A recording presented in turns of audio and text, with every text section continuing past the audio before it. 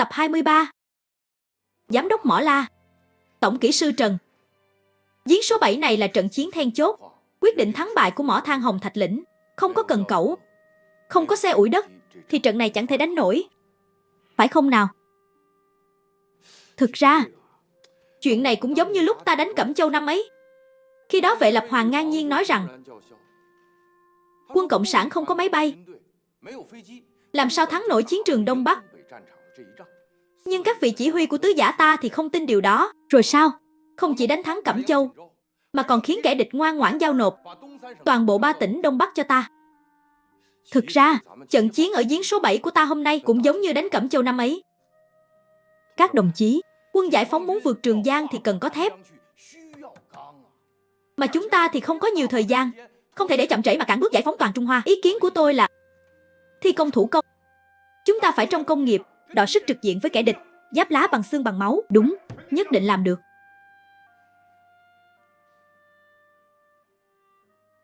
Đồng chí Lý Long Cảng, dù anh có ví tôi như Vệ Lập Hoàng, tôi không có ý đó, không hề.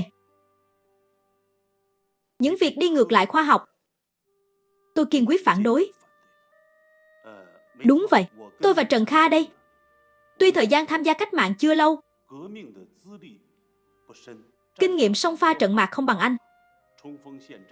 Chuyện đó tôi thừa nhận. Nhưng về chuyên môn khai thác than, chúng tôi cũng đã trải qua thực tiễn và rèn luyện. Không dám nói là tiên phong, nhưng ít nhất cũng là người đi trước. Tất nhiên, anh từng tham chiến ở Cẩm Châu, có kinh nghiệm trong chiến dịch Liêu Thẩm. Điều đó chúng tôi không có. Nhưng kinh nghiệm quản lý mỏ than Hồng Thạch Lĩnh thời Mãn Châu Quốc, anh có không? Không có. Anh Trần có. Kinh nghiệm quản lý mỏ than Khai Loan của quốc dân chính phủ, anh có không? Cũng không có. Tôi thì có. Có thể nói rằng ý nghĩa khác nhau, nhưng bản chất là như nhau. Vì cùng một mục tiêu cách mạng, chúng ta mới cùng nhau tiến bước. Bí thư Tô, trước những vấn đề nguyên tắc lớn như thế này, tôi tuyệt đối sẽ không lùi dù chỉ nửa bước. Nếu vẫn kiên quyết làm thủ công, thì xin lỗi, tôi nói trước. Nếu có xảy ra tai nạn, tôi sẽ không chịu trách nhiệm. Tôi nói thẳng từ đầu. Tai nạn nào xảy ra, tôi không gánh. Bởi vì đó là một sai lầm sơ đẳng. Lập trường của tôi là kiên định và cũng rất chân thành. Hy vọng đảng ủy và các đồng chí suy nghĩ thật kỹ.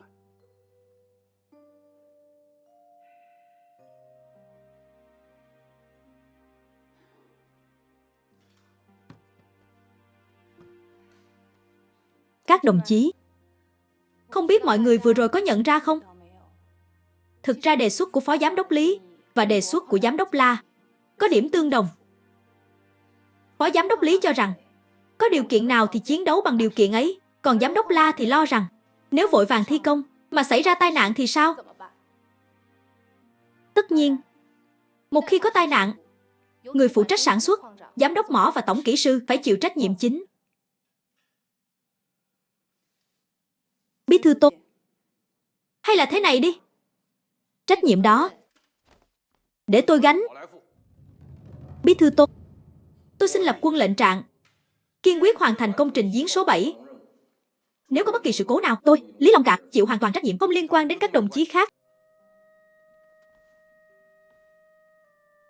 Phó Giám đốc Lý, tôi hỏi anh, trong mắt anh còn coi trọng khoa học nữa không? Anh còn đặt mỏ than Hồng Thạch Lĩnh này và những người lãnh đạo, cán bộ kỹ thuật phụ trách sản xuất vào trong mắt không? Vừa rồi anh nói, nếu xảy ra sự cố thì anh, Lý Long Cảng, sẽ chịu trách nhiệm. Nhưng bây giờ tôi nói cho anh biết, anh không gánh nổi trách nhiệm ấy. Anh cũng không đủ tư cách để gánh nó. Bí thư Tô, nếu mỏ Hồng Thạch Lĩnh của chúng ta cứ tiếp tục quản lý như thế này, mạnh ai nấy làm, ai cũng tự cho mình là đúng, thì tôi thà từ chức giám đốc mỏ còn hơn. Tùy các anh quyết định. Lão La, Giám đốc La, này lão La.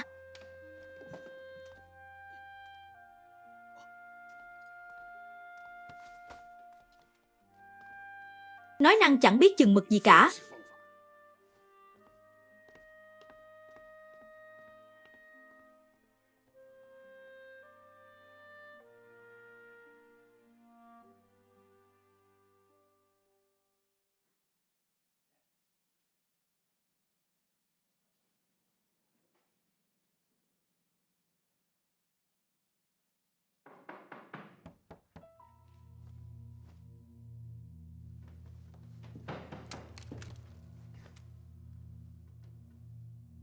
Ai đó?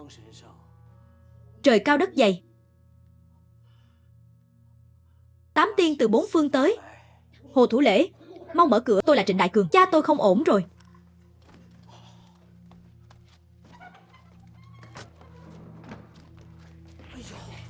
Chuyện gì thế này? Nhanh lên, nhanh, nhanh, vào đi, nhanh lên. Cẩn thận, chậm thôi.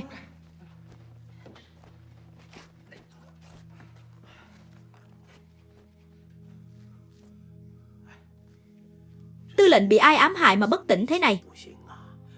Đừng hỏi nữa, cứu cha tôi mau. Huynh đệ, đừng lo. Bần đạo có tiên dược đây. Đệ tử, mau mang tiên đan ra. Nhanh lên.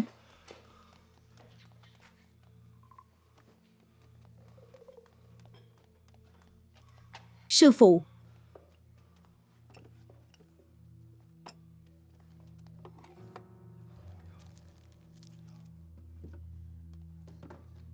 Rượu tiên hòa thuốc.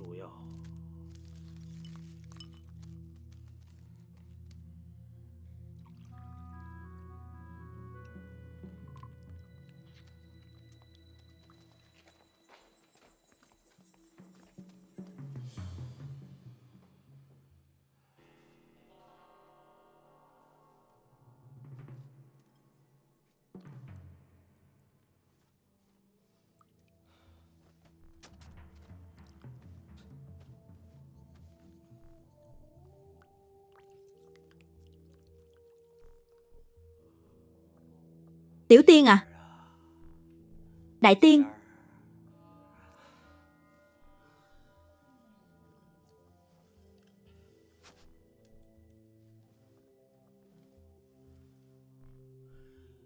Tiểu tiên, mau tới đây, mau lên. Tiểu tiên, tới đây.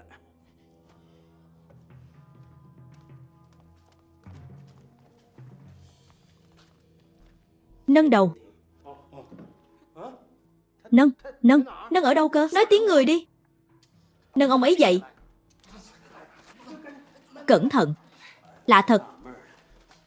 Những loại người như các ngươi sao lại có thể sống trên đời này chứ? Nhanh lên, đừng cử động.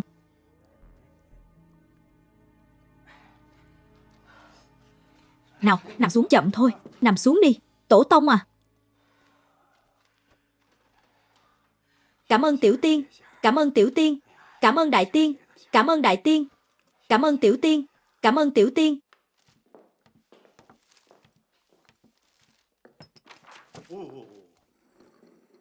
Tôi nói bao nhiêu lần rồi, nước và bản vẽ phải luôn để cách xa nhau. Anh biết rồi chứ. Chuyện hôm nay xảy ra, sớm muộn gì cũng sẽ đến thôi. Ở Nam Kinh tôi đã nói với anh rồi. Hy vọng càng lớn, thất vọng càng nhiều. Hai chuyện đó vốn chẳng liên quan. Từ ngày tôi theo đảng Cộng sản, tôi chưa bao giờ nghi ngờ điều đó. Cho đến tận bây giờ, tôi vẫn giữ quan điểm ấy. Đảng Cộng sản nhất định có tương lai sáng lạng. Vậy thì anh giận cái gì chứ? Tôi thật chẳng hiểu nổi. Việc anh làm thì đều là chân lý. Còn việc người khác làm thì đều là hành động mù quáng à?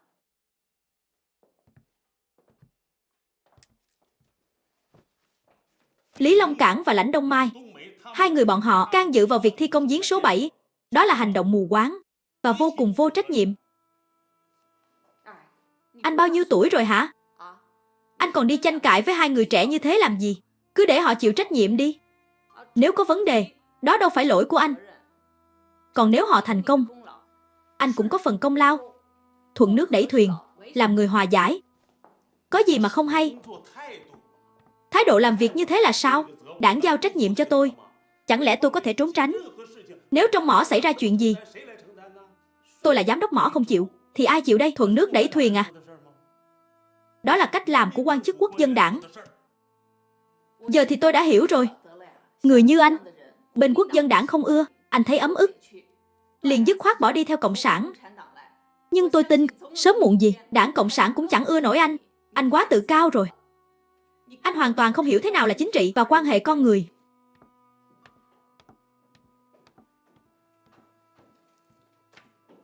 Nghe xem, đây mà là lời của một viện trưởng bệnh viện Cộng sản sao? Thật là vớ vẩn.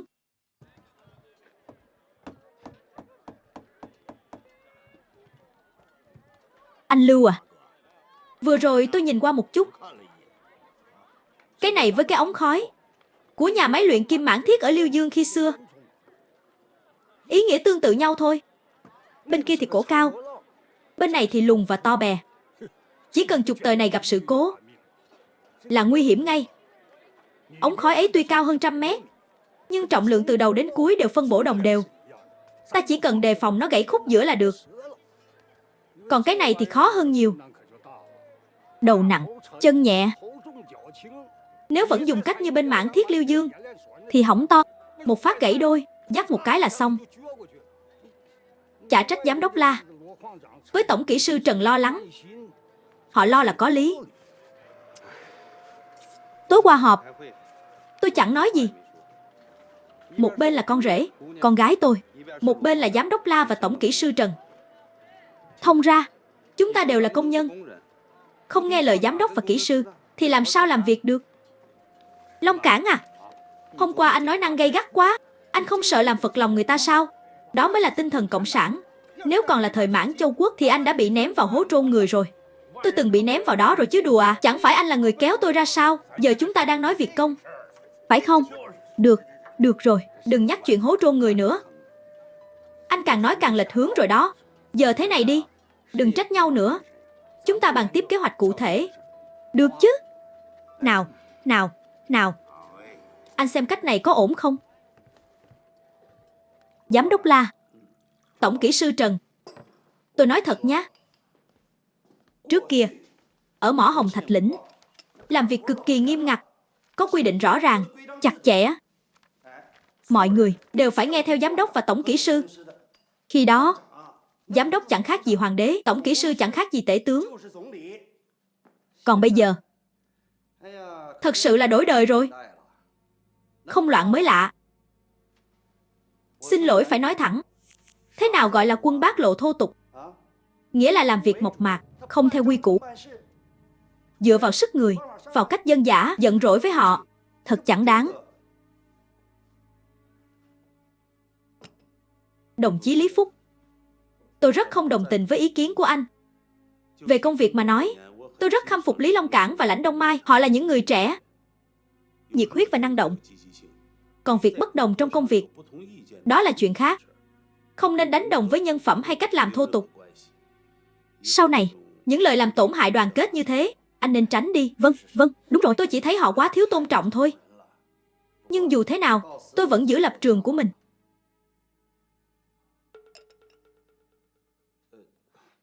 Hai bên đều nóng ruột thôi. Chúng ta cũng chịu áp lực lớn. Thời gian này thật sự đang bức chúng ta đến đường cùng. Giám đốc Tôn, tổng kỹ sư Trần, đồng chí Lý Phúc cũng ở đây. Xin chào. Giám đốc Tôn, mời ngồi. Giám đốc La, bí thư Tôn, nghe nói hôm qua anh đến nhà tôi. Tôi thấy phòng vợ và con anh tắt đèn rồi.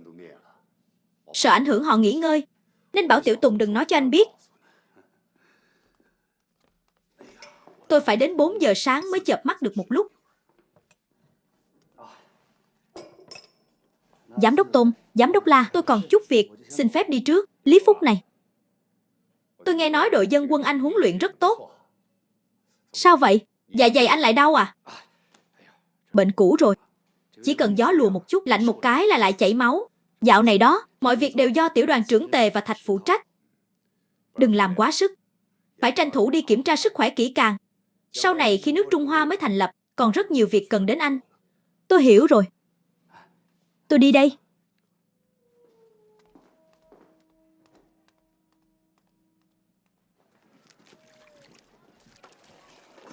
Anh này. Nói chưa đấy? Tôi nói hết với nhà tôi rồi. Thế cha mẹ anh có gật đầu không? Hỏi thử bố mẹ tôi đi.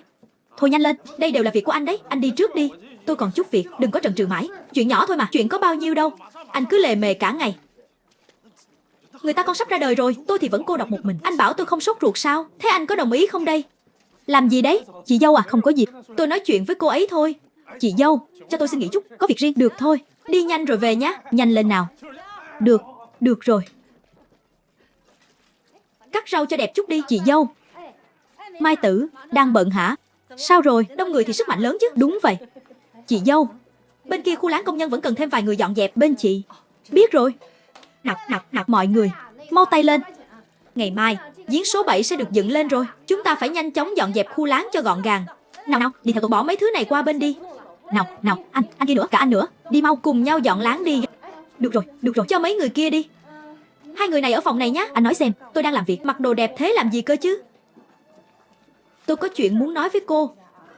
Khi xong việc ở giếng số 7, tôi sẽ sắp xếp cho cô phụ trách phòng lưu trữ tài liệu của mỏ, quản lý hồ sơ cho cẩn thận.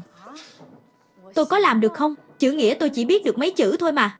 Hơn nữa, quản lý hồ sơ là thế nào, tôi cũng chẳng biết. Cứ làm rồi sẽ biết thôi.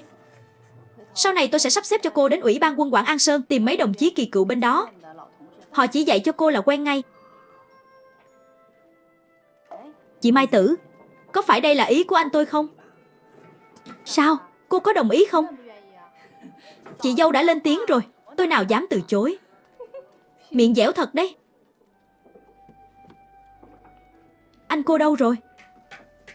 Anh cô đâu? Anh tôi à? Anh ấy đang bận bên kia. Sáng sớm cha tôi cũng đến. Hai người cứ cãi nhau, bận rộn cả buổi. Lại cãi nhau chuyện gì nữa thế?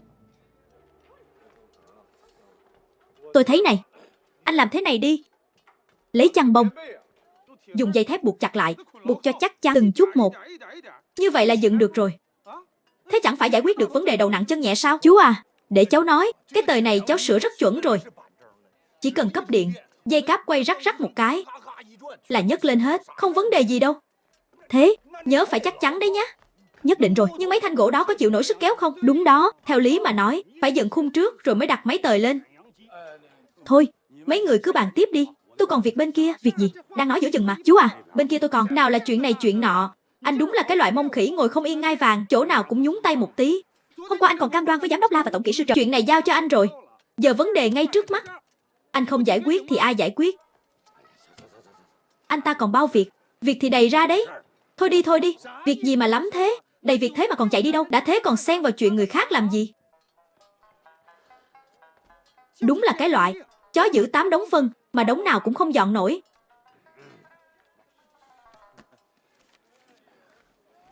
Mắng xong chưa? Thôi đi, anh lại bám tôi à? Phải đợi anh mắng xong đã chứ. Tôi mắng xong rồi. Hết giận chưa? Hết giận rồi thì tôi đi thật đây. Đi. Thiếu mỗi quả trứng mà không làm được bánh tổ à? Thật là... Thạch à? Thạch, sao cứ ngồi ngay ra thế? Nghĩ cách đích, phải nghĩ cách chứ. Không phải đâu. Cha quát con làm gì vậy? Con đang tính toán đây mà. Bọn con toàn lũ nhóc liều mạng. Việc gì cũng dám nhận. Không biết nặng nhẹ gì cả, đến hại cả người già rồi. Gì cơ? Sao lại đổ cho bọn con? Kế hoạch chẳng phải bàn xong rồi sao? Thế thì đưa ra phương án chắc chắn đi. Chú Lưu, chú xem tính ông ấy nóng như lửa ấy. Được rồi, thôi, đừng trách nhau nữa, giờ bàn việc chính đi. Hiểu nhau được là tốt rồi. Lão La, tổng kỹ sư Trần, tôi không sợ các anh chê cười. Tôi vốn xuất thân là thằng chăn trâu, chẳng khác gì vịt lên giàn. Trình độ tư tưởng và văn hóa thì còn kém xa lắm. Bí thư Tô, sao đồng chí lại nói thế? Đồng chí là lão cách mạng cơ mà. Lão cách mạng thì cũng gặp vấn đề mới thôi. Như Long Cảng với Đông Mai chẳng hạn. Nói năng còn thiếu chừng mực. Lại thêm đám người tôi dẫn dắt, toàn dân quê chất phác. Đối với việc quản lý sản xuất công nghiệp thành thị, vẫn là tờ giấy trắng. Phải rèn luyện thật tốt mới được. Đặc biệt là về tư tưởng chính trị, cần phải học tập nghiêm túc. Chúng ta không thể chỉ vung gươm múa ráo, nói năng thiếu suy nghĩ, làm đồng chí khác thấy khó chịu. Nhưng thực lòng thì ai cũng vì công việc. Ý tôi là tôi chưa làm tròn trách nhiệm lãnh đạo. Sau này, Lão La, Tiểu Trần, mong hai người góp ý, phê bình tôi nhiều hơn. Tôi nhất định sẽ sửa chữa. Sao lại nói thế được? Bí thư Tôn, giám đốc La trong công việc luôn công tâm, không để ý cá nhân. Ít nhất tôi thấy là vậy. Còn phó giám đốc Lý và trấn trưởng Lãnh, những ý kiến họ đưa ra đều vì lợi ích của mỏ Hồng Thạch Lĩnh. Làm vậy cũng không sai. Dù hợp lý hay không, sau này chúng ta có thể tiếp tục thảo luận mà. Bí thư Tôn, tối qua tôi cũng tự kiểm điểm rồi.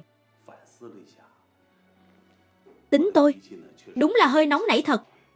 Một người đồng chí già như tôi, khi nghe ý kiến của lớp trẻ, đáng ra phải biết tiếp thu. Ý nào hay thì phải ủng hộ, không nên làm mất đi tinh thần nhiệt huyết của họ. Về điểm này, tôi tự phê bình sâu sắc. Nhưng tôi vẫn phải nói rõ, chất lượng liên quan đến sinh mạng con người. Tôi tuyệt đối không bao giờ lấy tính mạng công nhân ra để đánh cược hay đùa giỡn.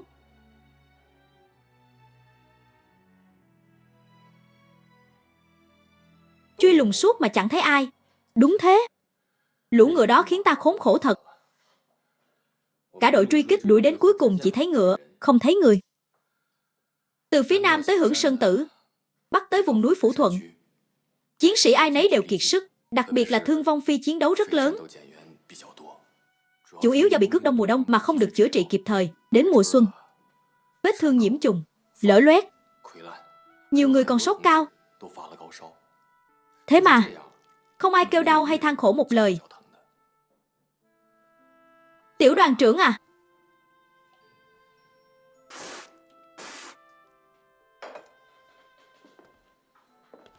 giờ biết làm sao đây? Giờ khác gì voi đi bắt chuột đâu. Muốn đổi chiến thuật, phải cần thời gian. Cục trưởng Tiết có chỉ thị gì? Ông ấy chỉ thị rằng phải giữ vững cửa ải, bảo toàn lực lượng, không được truy đuổi mù quáng, lấy tỉnh chế động. Lãnh đạo đã quyết rồi, ta chỉ việc nghiêm túc thi hành. Không được nản chí. Nếu để tinh thần sa sút, Phùng Đại Chảo sẽ phản công ngay tại chỗ. Theo tôi thấy, đối phó với Phùng Kim Sơn, chúng ta cần phải thay đổi góc nhìn.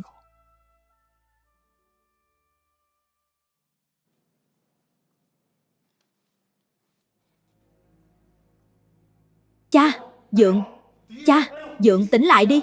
Cha, sư phụ học, mau lên. Tới đây rồi, tỉnh lại đi. Cha, thuốc tiên do Thánh Tiên ban, uống nhanh đi. Thứ gì mà đen xì thế này? Đã uống 2 bát rồi, coi chừng thuốc lại giết cha tôi mất. Kẻ dám buông lời xúc phạm thần tiên, ắt bị trời phạt. Cha, thần tiên tỉnh lại đi.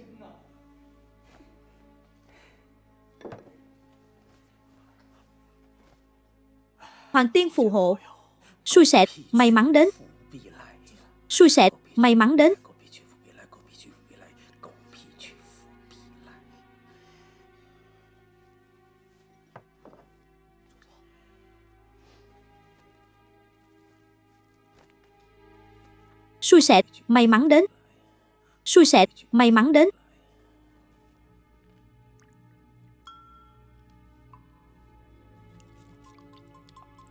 Tỉnh lại đi, cha.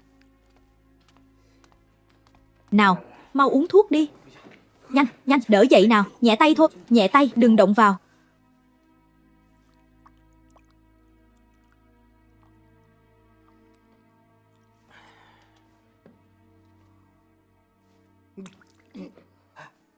Tư lệnh.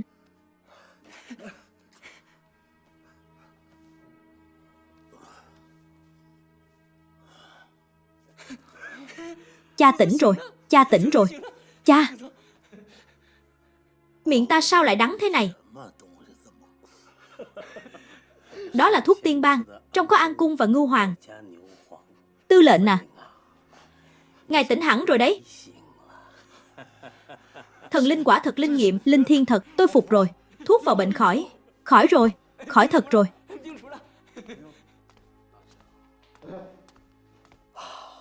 Hoàng tiên diệu thật. Phúc đến, bệnh tiêu tan.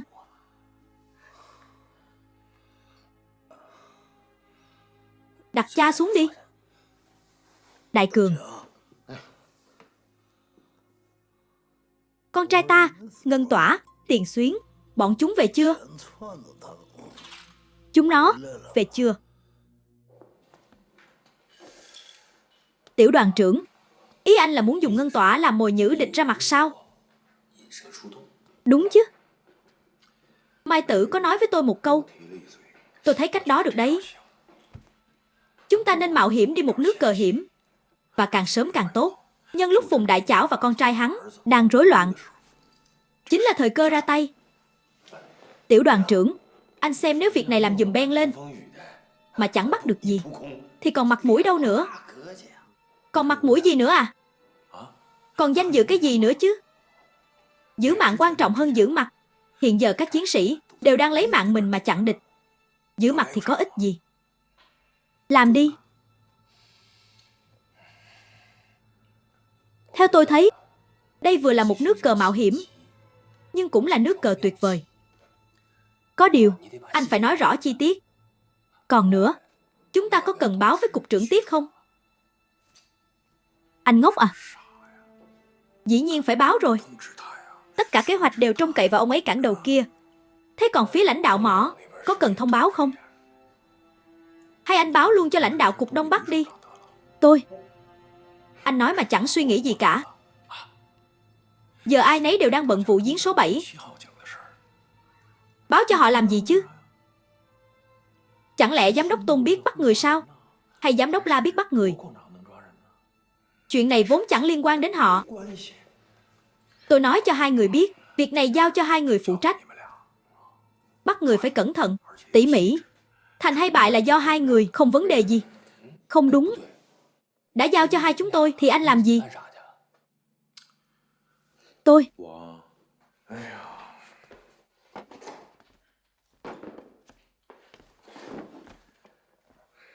Chẳng phải tôi ngu sao? Chính tôi là người đề xuất dùng phương pháp thủ công dựng lại giếng số 7. Giờ thì tôi đã lập quân lệnh rồi. Tôi phải đến giếng số 7 thôi. Anh không thấy cha vợ tôi vừa nãy mắng tôi sắp mặt à? Mặt mũi còn đâu nữa. Anh nói đúng thật đấy. Đúng là tự chuốc lấy khổ mà. Anh xem, bên kia thì phụ trách bắt người của mỏ Hồng Thạch Lĩnh, còn anh thì phải dẫn chúng tôi đi bắt Phùng Đại Chảo. Bên này việc còn chưa lo xong, anh lại chạy sang bên kia bày trò gì thế? Câm miệng đi. Tôi chẳng qua chỉ góp một ý thôi mà. Tôi lúc đó lỡ miệng thôi. Thôi được rồi, tiểu đoàn trưởng, anh đúng là chó giữ 8 đống phân, mà đống nào cũng chẳng dọn nổi. Cha vợ tôi cũng nói y như thế. Thật sao? Thế thì tâm trạng ông ấy chắc cũng giống hệt tôi bây giờ. Chúng ta việc chồng chất, đầu óc căng như dây đàn. Còn anh, một chân trong, một chân ngoài, đứng ở đâu cũng chẳng rõ. Đã vậy còn chỉ đạo bọn tôi, nói chẳng đầu chẳng đuôi, chút chi tiết cũng không có. Anh bảo muốn bắt Phùng Kim Sơn. Được thôi, nhưng anh phải nói cho chúng tôi biết buộc dây thế nào, giăng lưới ra sao. 3 bước đầu tiên làm gì, phải nói rõ ràng thì chúng tôi mới làm được chứ. Đúng không? Anh nói xem. Đại Niên, đúng thế, tôi nói. Chỉ giao việc cho hai anh mà sao lắm chuyện thế. Vì việc này vốn dĩ đã phức tạp rồi. Nếu anh không nói rõ thì bọn tôi biết làm sao mà phối hợp cho đúng. Đúng rồi đấy. Không phải tôi vừa rồi. Tôi vừa nói đến đâu rồi nhỉ?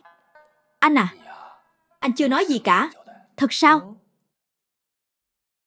Được rồi, giờ tôi nói, nghe đây. Việc này phải làm thế này. Đại Cường,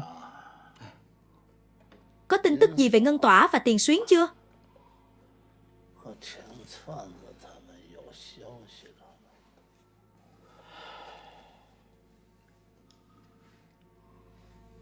Cha, em con, Ngân Tỏa và Tiền Xuyến ấy.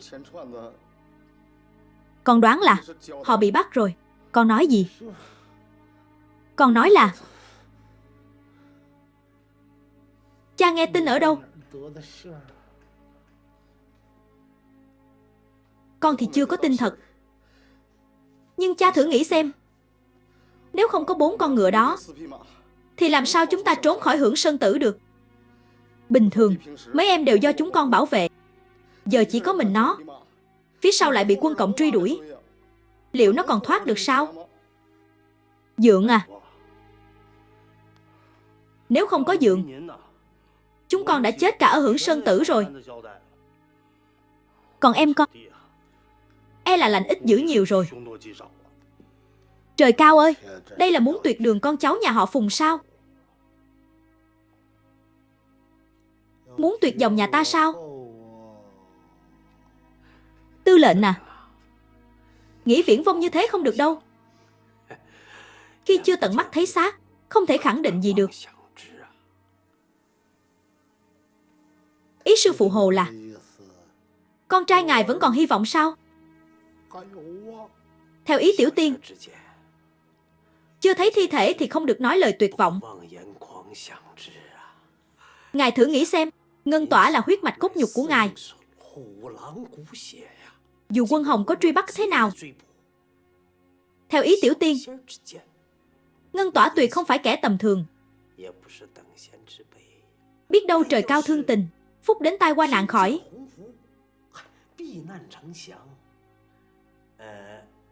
Cho nên không thể phán đoán chỉ bằng suy đoán viển vông. Anh biết cái gì chứ? Không thoát được đâu. Quân Cộng điên rồi. Lưới trời răng khắp. Dượng à, xin đừng trách bọn con nói lời khó nghe. Nhưng con nghĩ rằng Dượng nên chuẩn bị tâm lý cho điều tệ nhất.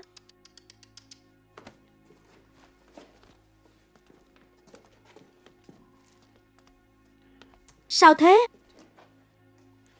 Nói cho mọi người biết, hiện giờ tư lệnh đang bị khí huyết xung lên não. Mạch rất yếu. Nếu còn bị kích động thêm, tính mạng sẽ nguy hiểm. Ngân Tỏa, nó vốn không phải đứa ưa đánh đấm giết chóc. Lý Long Cạn, ôi Lý Long Cạn, mày đúng là muốn tuyệt giống nhà họ Phùng ta mà. Cha, cha ơi, Dượng ơi, cha ơi, cha. Hoàng Tiên, mau phù hộ. Cha. Bí thư Tốt, bí thư Tốt, bí thư Tốt. Chú Lưu, mọi người đều đến rồi à? Giám đốc La. Nào, nào, mọi người cùng bắt tay làm việc đi. Giám đốc La, tổng kỹ sư Trần, hai người xem cái này đi, cho tôi một bản sao nữa.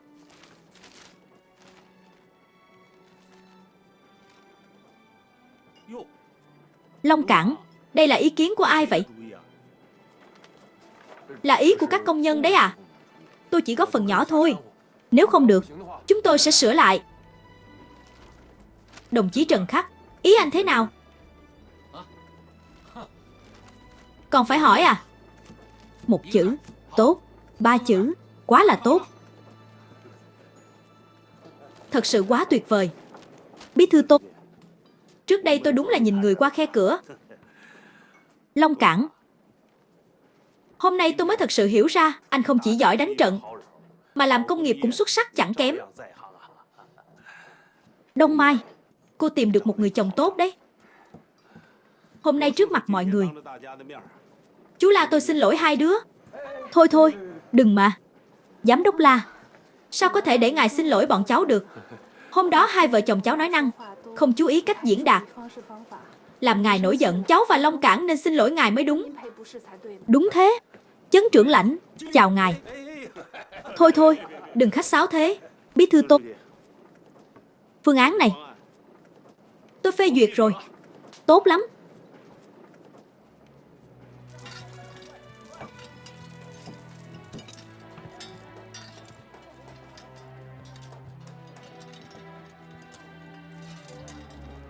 Vạn Xuân, tình hình thế nào rồi?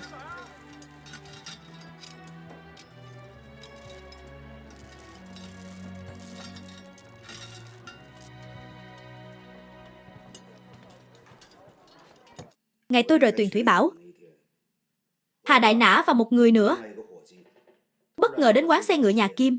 Tư lệnh Phùng sợ xảy ra chuyện, liền bảo tôi lập tức quay lại Tam Nhãn tỉnh trong đêm, sau đó quay về Chấn Hồng Thạch Lĩnh.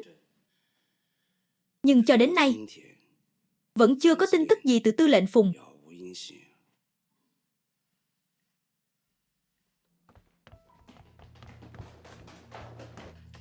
Thu Tử, bên Hồ Thủ Lễ thế nào rồi? Chuyện lớn không ổn rồi. Tư lệnh Phùng bên Hồ Thủ Lễ đã hộc máu, hôn mê bất tỉnh. Còn hai người khác, một tên là Trịnh Đại Cường, một tên là Kim Cốc. Còn một người nữa, theo họ nói, 4 người của tư lệnh Phùng đã bị quân Cộng đánh tan tác. Giờ e rằng Tiền Xuyến và Ngân Tỏa khó mà sống sót. Không bị bắn chết thì cũng bị bắt rồi. Kim Cốc nói với tôi như thế. Xong rồi. Thế là hết thật rồi. Chỉ cần họ bị bắt là tất cả tiêu tan. Bình tĩnh đã. Nếu Tiền Xuyến và Ngân Tỏa bị bắt thật thì chỗ này đã bị bao vây rồi. Cũng chưa chắc đâu. Có thể một bên bị bắn chết, còn bên kia thì cắn răng nhất quyết không khai. Trong tình hình hiện tại, tôi đề nghị Phó Tư lệnh và Ứng Xuân lập tức đến các động dục ẩn náu. Đợi tôi nắm rõ tình hình, sẽ bảo Tiểu Thu tự đến báo tin. Không đi. Chỗ đó ngay cả chỗ tắm cũng không có. Bẩn thỉu hôi hám, tôi chịu không nổi. Phúc à, con đừng nghe gió thành mưa như thế. Đợi thêm 2 ngày nữa rồi tính. Sao lại không muốn đi chứ? Tham mưu trưởng đã nói rất rõ rồi. Đừng có làm loạn nữa. Tôi làm loạn gì chứ?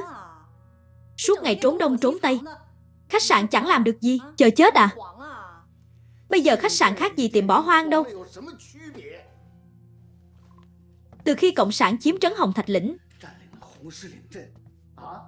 khách sạn của chúng ta mỗi ngày chỉ có vài khách vãng lai.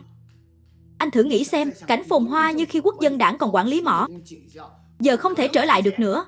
Lúc đó, khách sạn nhà ta ngày nào cũng bàn tiệc lớn nhỏ, yến tiệc khắp nơi, người đông đến nỗi chen không nổi. Còn bây giờ thì sao?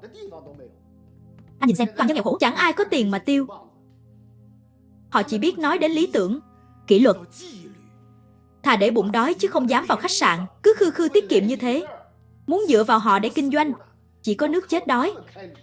Theo tôi thấy thì càng sợ lại càng dễ gặp họa. Chúng ta ấy, đừng đi đâu cả, cứ ở đây thôi. Giữ vững là được. Đừng tự dọa mình đến mất cả người lẫn của ấy.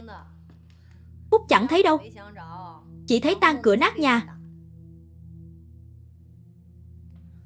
Hay là thế này đi, anh đi cùng Thu Tử đi, tôi ở lại đây.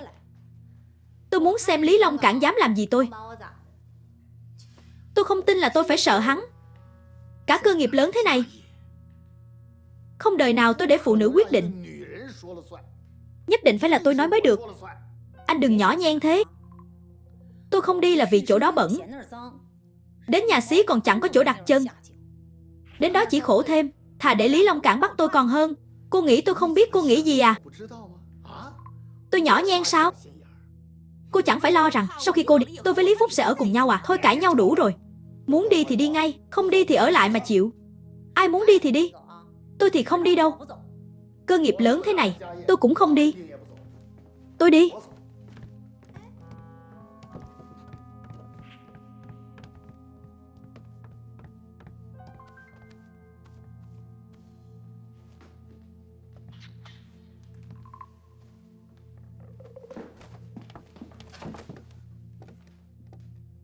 Anh đi trước đi.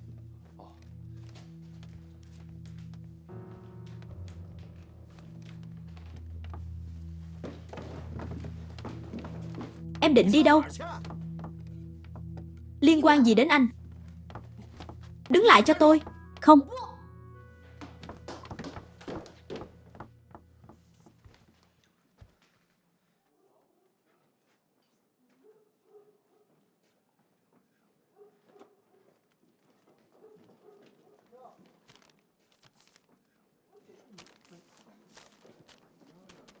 Anh chị. Yến Tử, cô nghe thấy không? Cái cách cô gọi chị dâu thân mật quá đấy. Yến Tử, gọi sớm quá rồi đó. Sớm muộn gì cũng phải gọi mà. Mẹ tôi bảo tôi mang ít trứng và khoai đến cho hai người, bổ sung sức khỏe, ăn cho lại sức đi. Yến Tử, khoai thì chúng tôi nhận, trứng thì cô mang về đi. Cha mẹ cô còn chẳng dám ăn, bọn tôi trẻ chung. Không cần đâu, nghe lời nhé. Đúng là dâu ngoan. Yến Tử, bọn tôi không nhận đâu. Cô mang về ăn đi. Tôi nào dám. Mẹ tôi dặn kỹ lắm, nhất định phải đưa cho hai người ăn. Nếu biết tôi ăn mất, bà mắng chết tôi mất.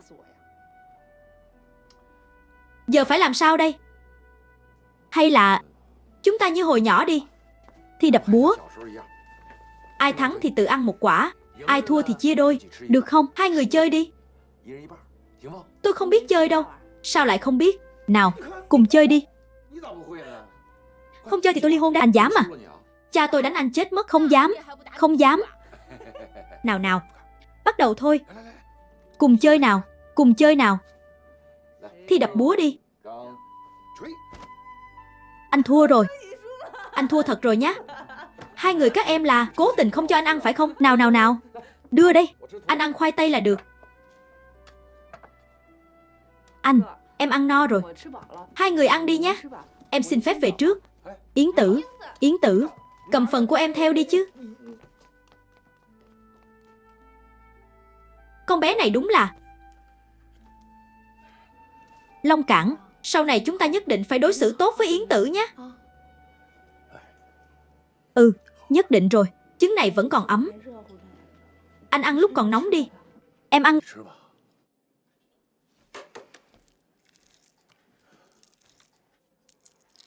Con bé Yến Tử này thật là ngoan ngoãn, hiểu chuyện.